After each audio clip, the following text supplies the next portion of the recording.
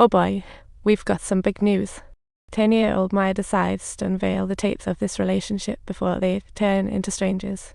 The guy wanted to say no, but the little sweetheart wore him down until he started sharing his wild tales of 3 past romantic interests. I'm totally in love with this memory. It's like a poetic melody. Let's rewind to 1992's New Year's Eve party, where the sun-soaked, handsome Will struts in. And then there's his girlfriend Emily. They are hopelessly in love, just like every young couple dreaming of a happy future. With big dreams in his heart, Will decided to part ways with his girlfriend and embark on an adventure to New York. At this point, Will wasn't just a grad, he was also an enthusiastic supporter of the Cunnington presidential campaign. Just before he left, his girlfriend handed him a package and asked him to give it to his classmate Zioxia. The package looked suspiciously book-shaped, but the roller coaster of events in New York hit Will hard. It was nothing like he expected. On his first day, he was completely unprepared, with only a presidential speech draft, and the manager treated him like yesterday's news. The manager gave him menial tasks, leaving Will confused. Why this fate for someone so talented? So he bravely dropped a pile of toilet paper to draw attention. Will's antics quickly earned her the nickname the new bathroom clown, and guess what? Everyone remembered her. Although everyone looked down on her, one girl, April, was different, bubbly, and cheerful.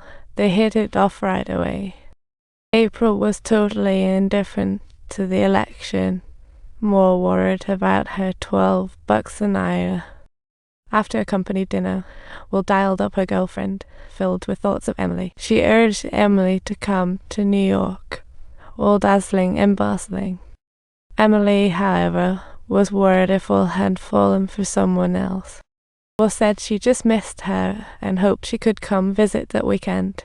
Realizing she had put her foot in her mouth, Emily quickly changed the subject, asking Will if she delivered the package to Zioxia. Back home, Will pondered over the book, desperately curious about what was in the package. Will hadn't failed to reach Zioxia. She was just intensely curious about the contents of the package, utterly perplexed. With some coaxing from colleagues, Will excitedly ripped open the package, only to find a diary Zioxia wrote for Emily. The pages were filled with indescribable words, revealing Zioxia's deep affection for Emily. Subtitles. It seemed as if she had opened Pandora's box. Will stayed up reading the beautiful words all through the night until dawn. The next day she traced the address to Zioxia's place, and surprise. A bearded old guy answered the door, giving her a quizzical look. Will was ready to bolt, but the old chap was super welcoming, offering her wine like she was an old friend. She got splendidly drunk and woke up to discover a lady staring at her. Indeed, just as Emily had said, Zioxia was charming and radiated warmth. Zioxia revealed her boyfriend was a renowned writer and also her thesis advisor.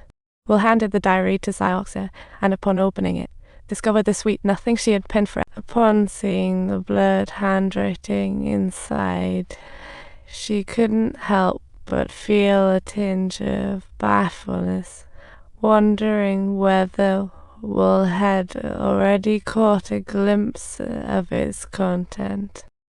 Will intended to apologize for peeking, but Zioxia suddenly kissed her, leaving her shocked and speechless. This unexpected romance sent ripples through Will's heart, and reason yelled at her that this was a crazy idea. Don't forget her heart belonged to Emily. Back at work, she was still the diligent employee. Will took her work seriously. Knowing she came from a prestigious university, the manager decided to give her a day of sales evaluations. Subtitle.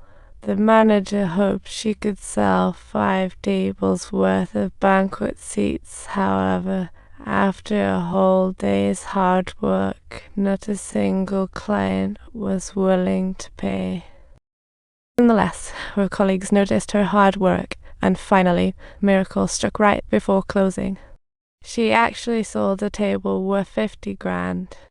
This moment made everyone take notice. After work, Will went to the store for cigarettes and coincidentally ran into April. April picked up a ridiculously expensive pack of cigarettes and Will quizzically asked her why she was splurging. Will joked it was just her form of self-soothing. After all, what goes in the lungs is all the same. April took her up on the bet, and they stepped outside to light up a smoke, where the one that lasted longer would win.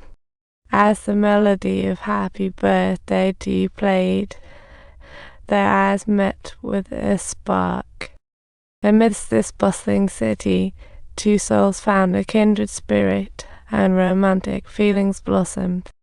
The cigarette paper burned to ashes, and as the one who lost, she unreservedly offered to take the girl out to dinner. Although they seemed worlds apart, they had endless topics to chat about over dinner.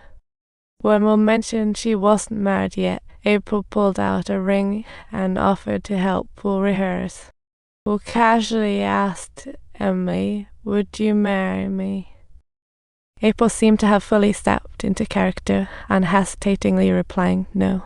Accusations and questions left Will speechless, forcing him to confess his feelings once more. "I want to marry you because you're the first person I want to see when I wake up. I want to kiss the only one, for you're the first to make my heart feel like this." If you like this video, give it a thumbs up and don't forget to subscribe.